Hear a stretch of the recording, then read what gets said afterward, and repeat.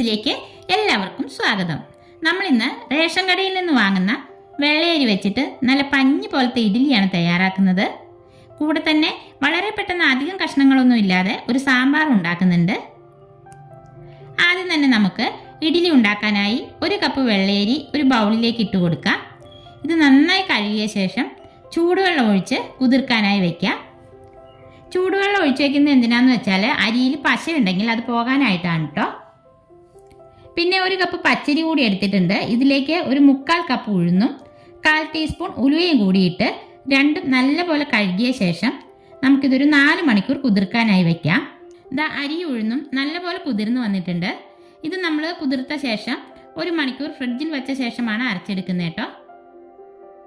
വെള്ളയരിയിൽ ഒഴിച്ചു കൊടുത്ത വെള്ളം ഊറ്റിക്കളഞ്ഞെടുക്കുക. നമ്മൾ അരി അരച്ചെടുക്കുന്നത് പച്ചരി ഉഴുന്നും കുതിർത്തെടുത്ത വെള്ളം ഒഴിച്ചിട്ടാണ്. പിന്നെ ഇതാ ഒരു 1/4 കപ്പ് ചോറ് കൂടി എടുത്തിട്ടുണ്ട്.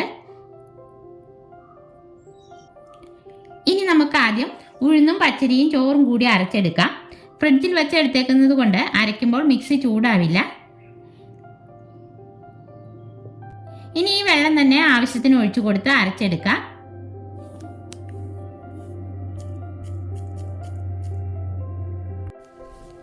നമ്മൾ ആദ്യത്തെ പ്രാവശ്യം അരച്ച് ഒരു ബൗളിലേക്ക് ഒഴിച്ചു കൊടുക്കുകയാണ്. അതിനുശേഷം ബാക്കി കൂടി അരച്ചെടുക്കാം. ലാസ്റ്റ് ആയിട്ട് നമുക്ക് വെള്ളയരി കൂടി അരച്ച് ഇതിലേക്ക് ചേർക്കാം.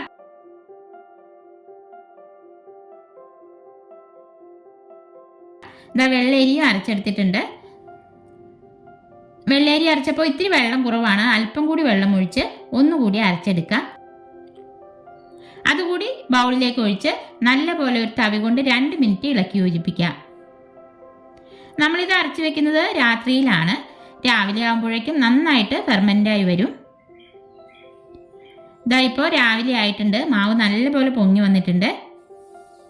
ഇനി നമുക്കിതിലേക്ക് ആവശ്യത്തിന് ഉപ്പ് ചേർത്ത് നല്ലപോലെ മിക്സ് ചെയ്തെടുക്കാം. അതിനുശേഷം ഇഡ്ഡലി തട്ടിൽ അല്പം നല്ലെണ്ണ ഒന്ന് ബ്രഷ് ചെയ്ത് കൊടുക്കുന്നുണ്ട്. ഇഡ്ഡലി പാത്രത്തിൽ വെള്ളം വെച്ച് നന്നായി തിളച്ച് വന്നിട്ടുണ്ട്. തട്ട് വെച്ച് ചൂടായ ശേഷം നമുക്ക് മാവ് ഒഴിച്ചു കൊടുക്കാം. അതിനുശേഷം അടുത്ത തട്ട് വയ്ക്കുന്നതിന് മുൻപ് ഒരു 3 മിനിറ്റ് ഹൈ ഫ്ലെയിമിൽ മൂടി വെച്ച് കൊടുക്കുക. എന്തിനാണ് ഇങ്ങനെ ചെയ്യുന്നതെന്ന് വെച്ചാൽ ആദ്യം വയ്ക്കുന്ന ഇഡ്ഡലി തട്ടിലേക്ക് നമ്മൾ മുകളിലത്തെ തട്ട് വെച്ച് കൊടുക്കുമ്പോൾ ആവിവെള്ളം വീണ് ഇഡ്ഡലിയിൽ ഹോൾസ് വരാതിരിക്കാനാണ്. ഒരു 3 മിനിറ്റിന് ശേഷം അടുത്ത തട്ടുകൂടി വെച്ച് മാവ് ഒഴിച്ചു കൊടുക്കാം. എന്നിട്ടൊരു 7 മിനിറ്റ് മൂടി വെച്ച് വേവിച്ചെടുക്കാം. ഇഡ്ഡലി വേകുന്ന സമയം കൊണ്ട് നമുക്ക് അല്പം പരിപ്പൊന്ന് വേവിച്ചെടുക്കാം. പരിപ്പ് കഴുകി കുക്കറിലേക്ക് ഇട്ട ശേഷം ഒരു ചെറിയ കട്ട കായവും 1/2 ടീസ്പൂൺ മഞ്ഞൾപ്പൊടിയും 7-8 ചുമന്നുള്ളിയും 2 പച്ചമുളക് നെടുകെ കീറിയതും കൂടി ഇട്ട് കൊടുക്കുന്നുണ്ട്. പരിപ്പ് പെട്ടെന്ന് വേകാനായി ഒരു 1/2 ടീസ്പൂൺ വെളിച്ചെണ്ണ കൂടി ഒഴിക്കാം. എന്നിട്ട് കുക്കർ അടച്ചു വെച്ച് ഒരു 2 വിസിൽ അടുപ്പിച്ചെടുക്കാം. നമ്മുടെ ഇഡ്ഡലി ഇവിടെ റെഡി ആയിട്ടുണ്ട്. ചൂടാറിയ ശേഷം നമുക്കിതെടുക്കാം. നല്ല സോഫ്റ്റ് ഇഡ്ഡലിയാണ് കേട്ടോ. പച്ചരി മാത്രം വെച്ച് ഉണ്ടാക്കുന്നതിനേക്കാളും നല്ല പഞ്ഞി പോലത്തെ ഇഡ്ഡലിയാണ്. ഇനി നമുക്ക് സാമ്പാർ ഉണ്ടാക്കിയെടുക്കാം.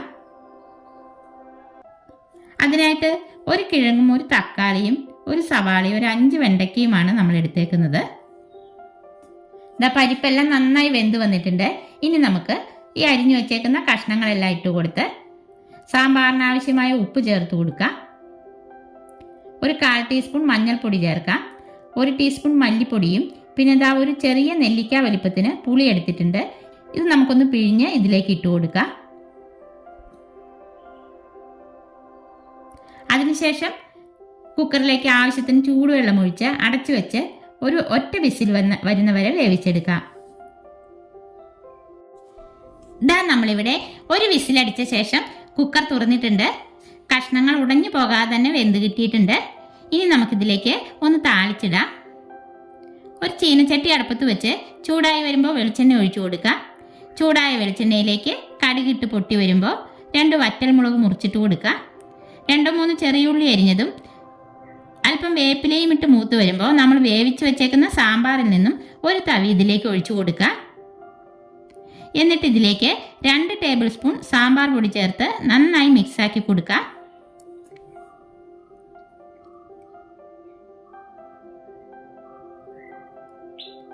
അതിനുശേഷം വേവിച്ച് വെച്ച കഷ്ണങ്ങൾ ഒഴിച്ച് മിക്സ് ചെയ്യുക. ഇതിലേക്ക് അല്പം മല്ലിയില കൂടി ചേർത്താൽ നന്നായിരിക്കും കേട്ടോ. എൻ്റെ അടുത്തിപ്പോൾ മല്ലിയില ഇല്ലാത്തതുകൊണ്ട് ചേർക്കുന്നില്ല. എല്ലാം കൂടി കുക്കറിൽ ഒറ്റ വിസിലടിച്ച് വളരെ എളുപ്പത്തിൽ ഉണ്ടാക്കിയെടുക്കുന്ന അടിപൊളി സാമ്പാർ ഇപ്പോൾ ഇവിടെ റെഡി ആയിട്ടുണ്ട്. പിന്നെ അതാ നമ്മളൊരു തേങ്ങാ ചട്നി കൂടി ഉണ്ടാക്കിയിട്ടുണ്ട്. അപ്പോൾ ഇന്നത്തെ നമ്മുടെ ബ്രേക്ക്ഫാസ്റ്റ് റെസിപ്പി എല്ലാവർക്കും ഇഷ്ടപ്പെട്ടെങ്കിൽ ലൈക്ക് ചെയ്യാനും ഷെയർ ചെയ്യാനും സബ്സ്ക്രൈബ് ചെയ്യാനും മറക്കല്ലേ. അടുത്ത വീഡിയോയിൽ നമുക്ക് വീണ്ടും കാണാം.